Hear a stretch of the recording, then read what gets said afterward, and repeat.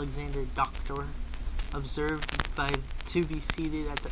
In retrospect, patient demonstrated early signs of concerning the war effort. Patient exhibited unlike other young men that early summer 1917.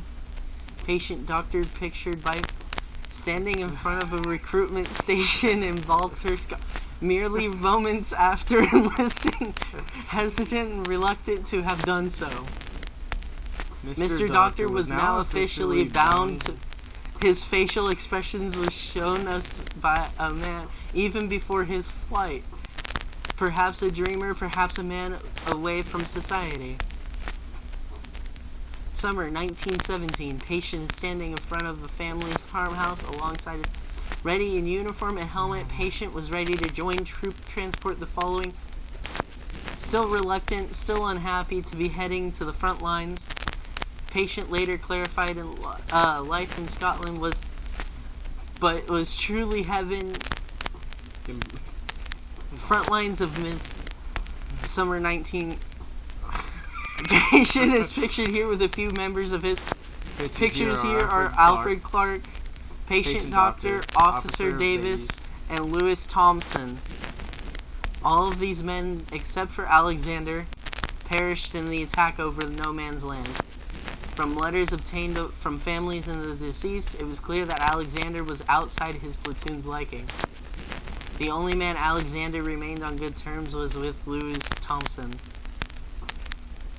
The day prior to the platoon one of patient doctor's unit members were shot dead while peeking over the top. It was reported that Mr. Doctor was likely witnessing the only added to his well-documented lack of courage and his hysterical fear of combat. Pictured at dawn over the top charge, patient doctor refused orders to climb over the. According to the strategic report, patient was. Alexander remained in the seating position, crying and giving no responses to order. Even while threatened at gunpoint by his.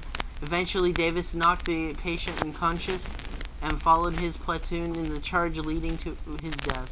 After the disastrous attack, Alexander was sedated and transported in the isolation on the military-commissioned RMS. Pictured here is the patient waiting for his second life act procedure. An early state-of-the-art neurological attempts to transform into docile courage as can be asserted. Are you hitting buttons? Is this you? No, I can't hit a single button other than B, which I'm not hitting. Pictured here, the patient's response to the reaction is severely and patient is diluted and left nearly animate. Patient is severely. Okay, he put the controller down. This is the game going way too fast. Most likely botched second life procedure in combination with guilt complex has transported patient into permanent state of delirium. As the RMS was struck by a torpedo on the night after the procedure, Alexander was temporarily left in the while priority transport and crew members were evacuated to the boat deck.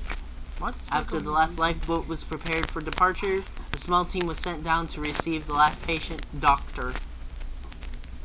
Reportedly, the ward was flooded beyond the entrance, and Alexander was found, then rushed in a state of severe panic and delirium. Pictured here is the patient running in a flooded. Before attempting to, the patient was knocked out, sedated, and transported off the sinking vessel. Why does he look so guilty? After patient was declared mentally unfit for trial as a result of botched procedure. The patient was shipped off to an asylum for the insane and underwent extensive. Patient is pictured here, present day, 1937, 20 years after the event. Patient still claims of being stuck on the ship and complaints of his platoon members haunting him every day. After no progress is made, really, that's the one they take a long time with.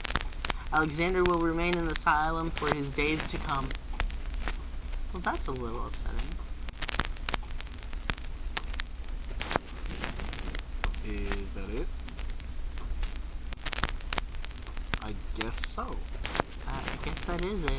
That was surprisingly short. I like how we're just stuck on this image of him holding his head. Oh, see, it was about 5 minutes and 30 seconds. Wow. Well, that was quick. Oh, Especially in See terms y'all. of text speed. in the wonderful, wonderful world of